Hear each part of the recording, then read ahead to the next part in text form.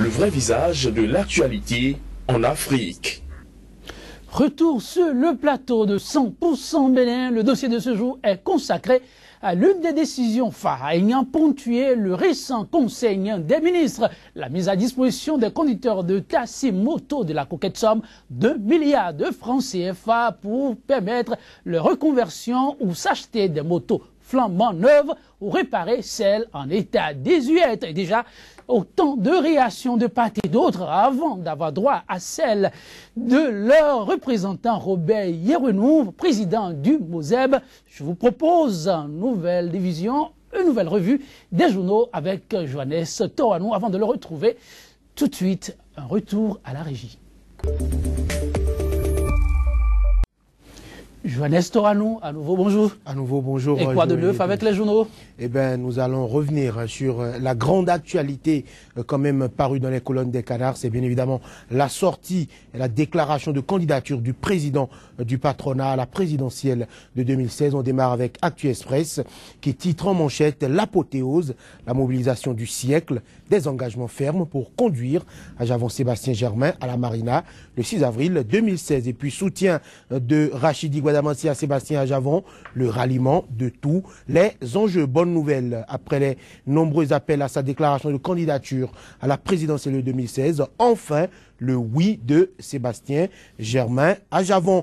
Cocorico Info, le gratuit béninois, candidature à la présidentielle du 28 février prochain. Sébastien Ajavon dit oui. Paris gagné pour l'honorable Claudine Prudencio. Les attentes de Séverin Ajovi et des leaders béninois. Le communal, le oui victorieux de Sébastien Ajavon au peuple. Il bénéficie dans le même temps du soutien du taureau de Parakou. Bien évidemment, Rachidi Badamansi, le confrère de la matinée présidentielle de février 2016. Oui, je suis votre candidat à l'élection présidentielle de février 2016. Restons mobilisés jusqu'à la victoire finale. Dixit, Ajavon Sébastien Germain, l'intégralité de sa déclaration de candidature et Rachidi Badamansi dans la vague bleue à SG avec le confrère de la matinée. Défi Info, réponse de Sébastien Ajavon à l'appel du peuple hier. Oui, je suis votre candidat à l'élection présidentielle de février 2016. Et puis soutien de Rachidi Badamansi à Sébastien Ajavon, le gouvernement de Boni Yahi panique. Un communiqué de la présidence a été publié à cet effet. Direct Info, présidentielle de 2016, Ajavon Sébastien, probable candidat du PRD après son oui, s'interroge. Direct Info, Info Sud, joute électorale du 28 février au Bénin, Adrien Mbédié, le PRD, donne de l'insomnie au présidentiable poids lourd, une manière déguisée pour s'attirer le plus offrant, s'interroge. Info Sud, présidentielle 2016, Sébastien Ajavon délivre enfin le peuple béninois. La boussole à présent pour une meilleure politique de développement de la 8e circonscription en 2016. Rachidi Badamansi et sa base optent pour Sébastien Ajavon. L'axe Jefa Parakou solidement renforcé. La priorité présidentielle 2016, Ajavon officiellement candidat avec la priorité Le Clairon à présent. Comme Boni Yahi en 2006, Sébastien Ajavon dit oui à l'appel du peuple. L'homme d'affaires est à moins d'1 kilomètre de la Marina. Soutien au présidentiel, Rachidi Badamansi lâche les FCBE. Le grand matin à présent pour une élection paisible et transparente. Biochane en concertation avec les leaders politiques. Candidature à la présidentielle 2016, Ajavon dit oui aux appels du peuple, l'intégralité de sa déclaration dans les colonnes du Grand Matin. Présidentielle 2016 avec Le Matin. À présent, Sébastien Ajavon répond à l'appel du peuple et puis coup de tonnerre au sein des FCBE. Badamansi dit niet à Lionel Zinsou. Boni Yahi serait en courroux. Le quotidien Le Meilleur. Sébastien Ajavon face aux multiples appels des populations. Je vous dis avec toute la détermination de ma voix et la sincérité de mon cœur, oui. Le pays émergent, Sébastien Germain Ajavon annonce officiellement sa candidature et libère son peuple. Le potentiel, faux espoir et faux consensus autour du candidat de la mouvance, les soutiens à Zenli, Lionel Zinsou, sont cousus d'hypocrisie et d'insincérité. On fait semblant d'être avec lui le jour, mais ils le poignardent tous la nuit. Et puis soutien populaire à Ajavon, Badamansi rend fou Boni Yahi. Le quotidien à présent, tractation pour le scrutin présidentiel du 28 février prochain. Abdoulaye Biochane chez Amoussou, Souglo et Noumen. Déclaration du député contre la candidature du Premier ministre. La réplique du gouvernement à Gbadamassi, furieux, Yahi serait descendu déjà à Parakou. Le soleil levant en réponse à l'appel du peuple béninois de se présenter à la présidentielle de 2016. Sébastien Germain à Javon dit enfin oui. L'événement précis, mobilisation politique pour la présidentielle 2016, Gbadamassi pointe à Javon, ASG dit oui. Et puis, tractation pour parler avec des barons politiques, c'est bien évidemment l'association Waninibe qui adhère à Patis Talon avec l'événement précis. L'Express pour clôturer cette revue, tractation pour la présidentielle de février 2016. Le PRD de Ngwedi sera pris à son propre piège, je crois savoir l'Express. Voilà donc rapidement l'essentiel de l'actualité paru dans les colonnes des Canards à Joël Yeton. Merci bien à vous, Joannès Tawanou. On se retrouve demain pour d'autres parutions et d'autres titres, pourquoi pas. À très bientôt. Place à présent au dossier du jour, mais avant, juste ceci. Sika TV fait escale au Bénin.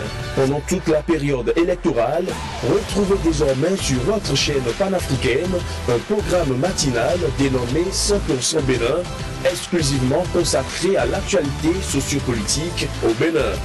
Pendant 2 heures de temps, la politique, les questions de société et les grands dossiers de l'heure seront décryptés avec des éditorialistes, des professionnels des médias, des acteurs politiques et membres de la société civile. 100% Bénin sur Sika, c'est une fenêtre ouverte sur l'actualité au Bénin du lundi au vendredi de 7h à 9h, heure de Cotonou. 100% Bénin, c'est désormais sur Sika, le vrai visage de l'actualité en Afrique. Le débat se poursuit sur 100% Bénin. Le plateau change en partie de configuration pour aborder le dossier du jour. 1 milliard pour les conducteurs de taxi-moto. Volonté de réparation d'un préjudice causé ou simple promesse électorale. Pour en parler, j'ai reçu ce plateau Robert Yeweno. Il est le président du MOSEB, le mouvement des étudiants pour un Bénin d'espoir. Robert Yeweno, bonjour. Bonjour, monsieur le journaliste. J'ai également sur ce plateau Bédéric François Gongo qui poursuit le débat avec nous. Avant d'aborder le débat du jour, petite entorse. Bédéric François Gongo, que se passe-t-il? La déclaration de Rachidi Gbadamassi a sorti le chef de l'État de Songhon qui s'est rendu dans le nord du pays, mais cela n'a pas suffi. Un communiqué à l'appui, que faut-il retenir? Le gouvernement n'est pas l'équipe de campagne de Lionel, du Premier ministre, de monsieur, du professeur Lionel Zissou. Et on ne doit pas jouer à inviter la France dans un débat qui n'est pas le sien. Si le gouvernement doit s'en tenir à répondre chaque fois que quelqu'un s'en prendrait à un candidat du président de la République, c'est qu'on ira jusqu'à confondre le candidat de la nation béninoise et le candidat du citoyen Yahi Boni. Je crois qu'il va falloir, comme l'a dit le président de l'ONG Al-Cré il y a quelques jours, réinstaurer l'équité au niveau des moyens d'État. Parce que le chef de l'État est une institution. Il représente tous les Béninois. Et à ce titre, il ne doit pas, pour un oui ou un non, même si ça intéresse, si ça met à l'index le candidat de son choix, de son désir, il ne doit pas laisser tellement transparaître ses ressentiments jusqu'à amener l'institution que représente également le gouvernement a sorti un communiqué. Et là, j'allais dire que si demain, après-demain, plusieurs Béninois en arrivaient à trouver des tares, en arrivaient à trouver des défauts, en arrivaient à trouver des choses à reprocher aux candidats des FCBE, on aurait autant de communiqués du Conseil des ministres. Je crois qu'il ne faut pas jouer avec l'appareil d'État.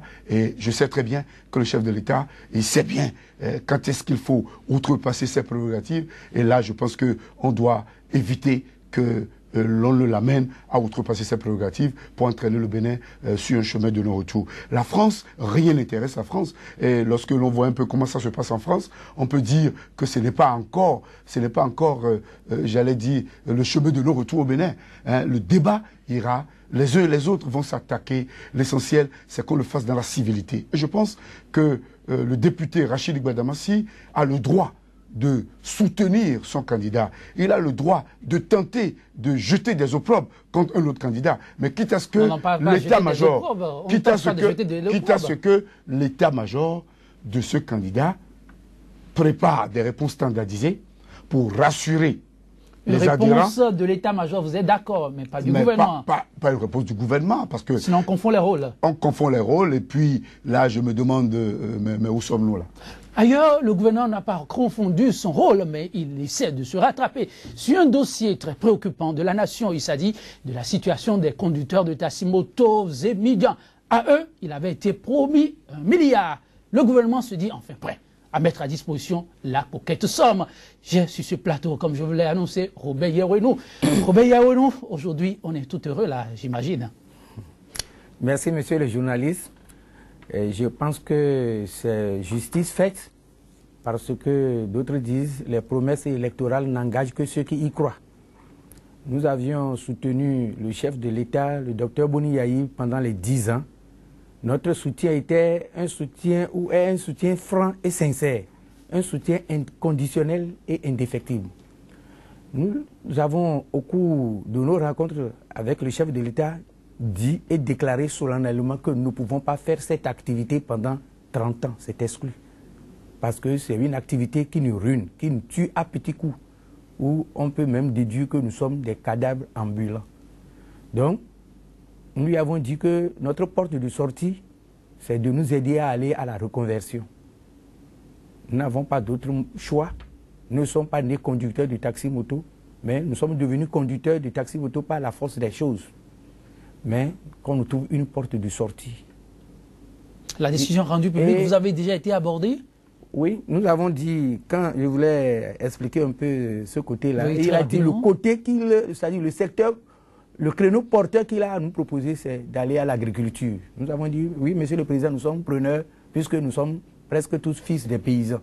Et il a dit, si vous êtes vraiment prêts, je mettrai même à votre disposition des tracteurs.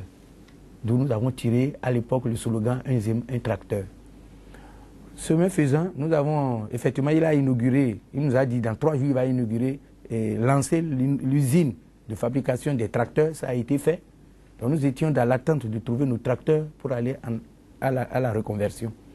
Et il nous a promis en janvier 2015, le 14 janvier 2015, 1 milliard, parce que nous lui avons dit, vous avez servi tous les secteurs, mais nous avons été oubliés, alors que nous sommes aussi une frange de la population qui mérite la prospérité qui est votre credo. Il a dit oui, que c'est vraiment une injustice qu'il va corriger, donc il lui donne 1 milliard. Nous avions tous applaudi parce que nous avons vu, bon, c'est le début du commencement. Et on a constaté que les milliards, on n'entend plus rien. Nous avons touché certains de ses proches qui nous ont dit, le milliard là, il ne faut pas espérer parce que ce n'est prévu nulle part dans le budget. On en était là quand on constate que le régime est en train de finir ses jours. Et nous avons vu que les artistes ont reçu de 1, ils sont allés aujourd'hui à 5 milliards. Les handicapés en ont reçu. Les femmes, le microcrédit, les jeunes, les enseignants. Et nous sommes une frange de la population. Nous avons aussi besoin de cette prospérité partagée. Là où le problème a choqué, où nous avons claqué la porte, le marché d'Antokba a pris feu. Nulle part il n'était prévu dans le budget de l'État qu'il faut aller reconstruire le marché de Dantokba lorsque ça allait prendre feu. C'est un incident qui est intervenu. Et le chef de l'État et son gouvernement ont pris la décision de reconstruire le marché de Dantokba et on a commencé à mettre des fonds publics jusqu'à 500 millions pour aller dans des milliards. Nous avons vu que donc, il a des fonds disponibles et on est en train de nous tromper. Là, notre base s'est fâchée pour dire si c'est comme ça, nous allons claquer la porte et nous allons partir. Aujourd'hui, le gouvernement essaie de se rattraper. Oui, c'est quoi la situation? C'est parce que nous avons tapé la main sur la table pour dire nous tournons le dos au chef de l'État parce que nous sommes oubliés. Et il a vu que nous avons raison, qu'ils vont faire sortir 1 milliard. Et le Conseil des ministres, 3 jours après, s'est réuni et a fait débloquer 21 milliards, 20 milliards pour la reconversion des jeunes dans tous les secteurs et 1 milliard qu'il a promis aux îles. C'est justice faite nous profitons de cette occasion pour le remercier, lui et son gouvernement, mais que ce soit effectivement